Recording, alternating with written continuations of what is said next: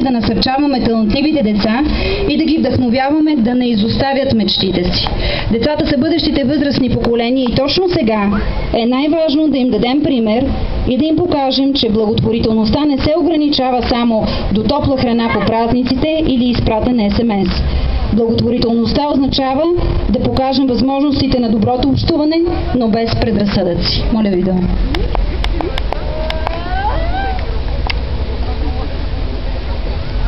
Във Великотърновското основно училище Димитър Благоев учат 11 деца с специални потребности.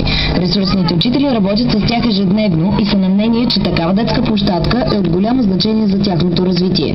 За съжаление, ние нямаме в града, нито в областта такива специализирани детски площадки, където родителите да могат спокойно да заведат деца с физически увреждания или с някакви проблеми. Тоест те спокойно да се заведат децата, да седнат, да пообщуват между себе си родителите, а децата през това време с специализирана помощ да бъдат обгрижвани и съответно да използват тази площадка. Ралица Петрова гледа по цял ден 4-годишният си син Ангел, който е с акушерска пареза на дясната ръка. Надява се тази площадка да приобщи детето и към останалите му връстници. В нашия квартал наскоро се направи такава нова детска площадка, която наистина беше много добра, но не съобразена с нуждите на тези деца. Люлки, които нямат облигалка. Аз трябва да съм постоянно до него, да го придържам, да ни пада. Родителите на децата с специални увреждания от училището са убедени, че тази площадка ще бъде полезна за всички.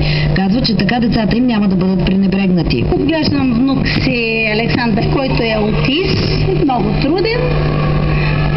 Иска много грижи, иска постоянно да си с него, да ти е пред погледа във всяко едно отношение. В този момент няма къде да специализирано място, където да го заведеш, водиш го там, където има и други деца.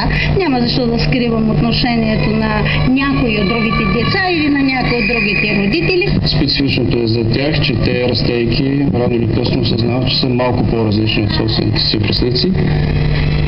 Ако бъде създадена такава площадка, може би те ще намерят своето успокоение, че могат да играят, могат да спортуват по начин не по-различен от този, който връстниците им вече могат да направят.